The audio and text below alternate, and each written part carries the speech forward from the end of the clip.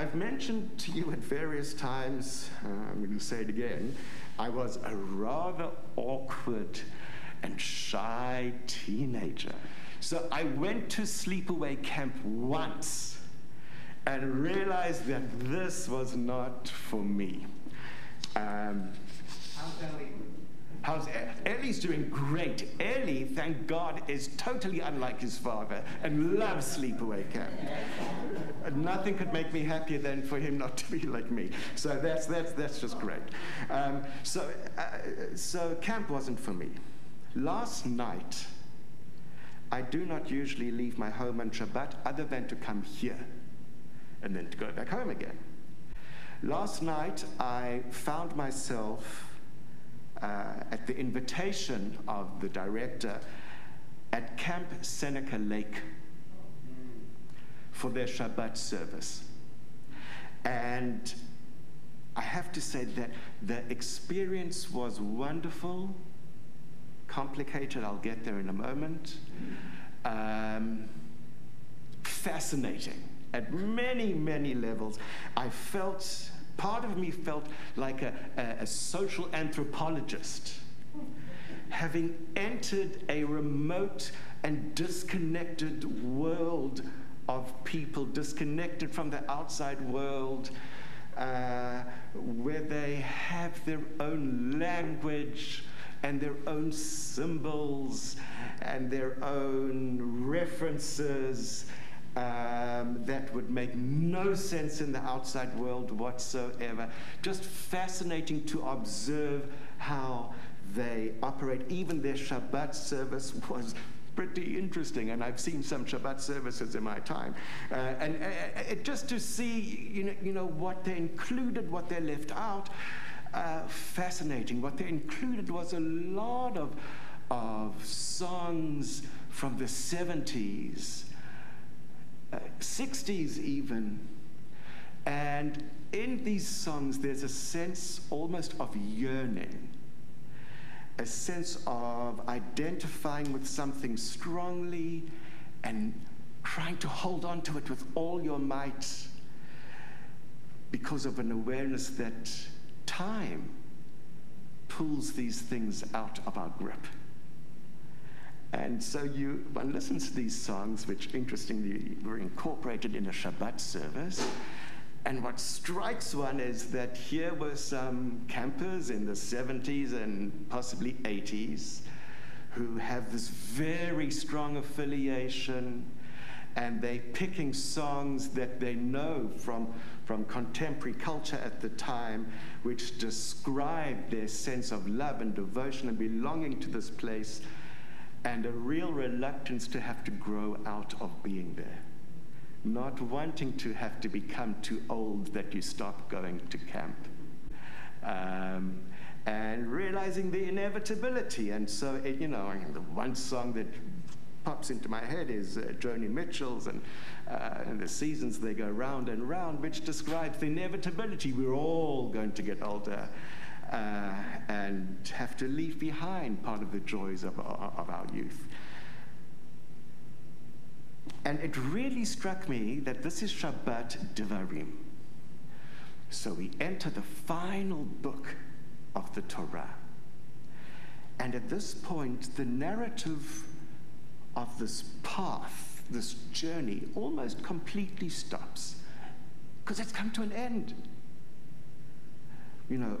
From the beginning, it's the whole book starts at the very beginning, the infinite beginning. What some people might choose to call the Big Bang, what we call the beginning of creation. There isn't necessarily a conflict between those two ideas, but the very beginning. And then we get to this guy Moses, and from Moses, there's a period of about 40 years, and then it stops. It reaches the end, and we're at that end bit. To the extent that, if you look at modern critical Bible scholars, people like Stephen Friedman, who introduced various analyses of Bibles, looking at the different books, they say that Deuteronomy is written quite a bit after the rest of the earlier parts of the Bible. And it's a reflection on everything that has come before. It's the summary of everything that has come before. And what we know is that Moses knows that his life's over. He's about to die. And this is his farewell speech to the people. And this sense of leaving something very, very special and not having the privilege, the possibility of being able to participate in its future, because Moses is not allowed to enter the land of Israel, certainly had overlaps with a summer camp experience. It's a bit of a stretch, I admit, but coming to an end, people reaching the end of their last summer at camp, knowing that they can't come back next year. They're too old. It's over for them. And it struck me as being a powerful coincidence as I sat there last night. Devarim has a sense of sadness. We've been through a lot with Moses. It hasn't all been easy or good. It's been a lot of friction. It's been a bumpy road, a difficult relationship. We shouldn't fool ourselves that just because Moses is described as the greatest prophet that Israel has ever had and ever will have, Lo kam Yisrael k'Moshe od navi. There will never arise again in Israel a prophet such as Moses. Just because he is great doesn't mean it's all been smooth sailing. It's been difficult. And he has to say goodbye. Goodbye, saying goodbye is, in my opinion, in any case, probably the hardest thing that human beings ever have to do. Really, I don't know what's harder. And it's not pathos, but it just really gets me how he is speaking to them in terms of, can't but hear a sense of sadness and regret coming through his words. So why was I at Camp Seneca Lake last night, of all nights? This is not a camp that makes it a habit to bring a rabbi into their midst. I was there because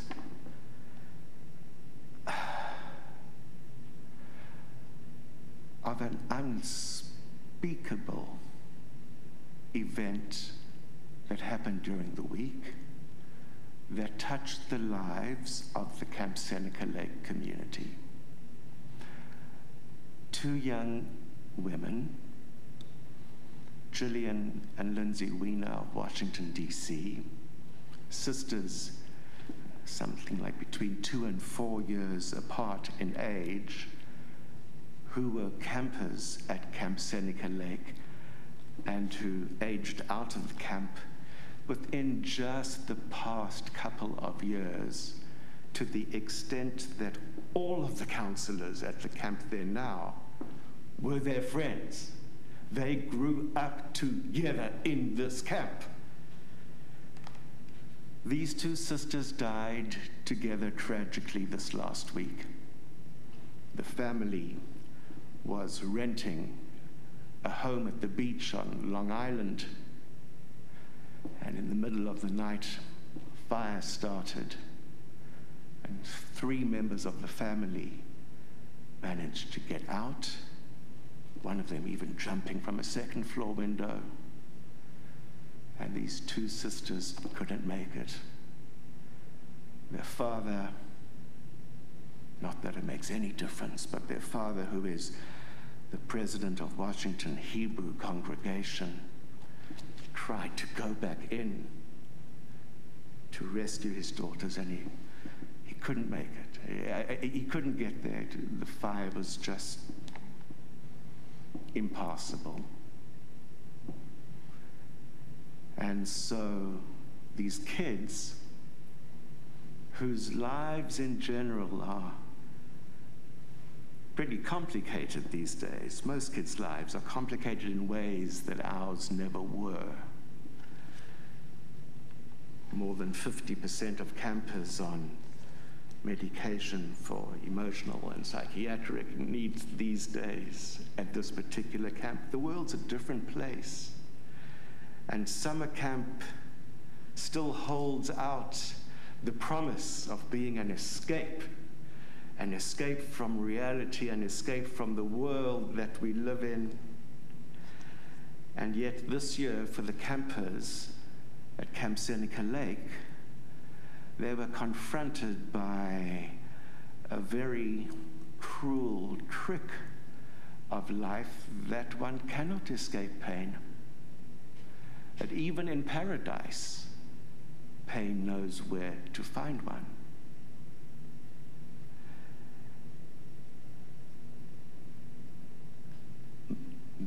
Many of the younger campers never knew these two young women in their early 20s who died, but they saw their counselors weeping throughout the week, and it hasn't stopped. This is not something that planners of a summer camp take into account when planning for the summer. And that's why they wanted, quite unexpectedly, a rabbi to join them for Shabbat, and who was I to say no when the invitation arrived? There isn't any easy or meaningful or pithy way to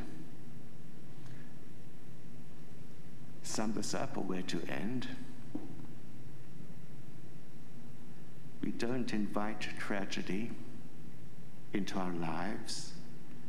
And I am not one who will ever tell you that we are sent suffering for a reason. You won't hear that from me, because I don't believe that. I don't believe that's how the universe works. I am of the belief, though, that there is something akin to what they could, I'm going to get the name wrong, post-traumatic growth. That after a trauma, when sufficient time has passed and sufficient work has been done, that there is sometimes the opportunity to look back and say, how am I different? How have I grown? What have I learned? What, if anything, might I ever be able to give to others who find themselves in a similar situation? And what I saw in the midst of this horrible grief at a campsite was the workings of what we call Kahal Kadosh, a holy congregation. The holiness so utterly evident by everyone's presence for each other. The learning, the experience that grief and suffering, hopefully, one hopes, it's no guarantee, but it doesn't always have to be about utter isolation. That sometimes what can come out of it is connection. Connection with others who might be going through the same thing. Connection with others who aren't going through the same thing, but really wish they could open themselves up to totally embrace us and what we are going through. And what a gift that is when it happens. I didn't want to say to these kids, and I didn't, but they will encounter grief again because they're young. May they live long enough to live the natural course of life in which difficult things will happen again. And may this experience,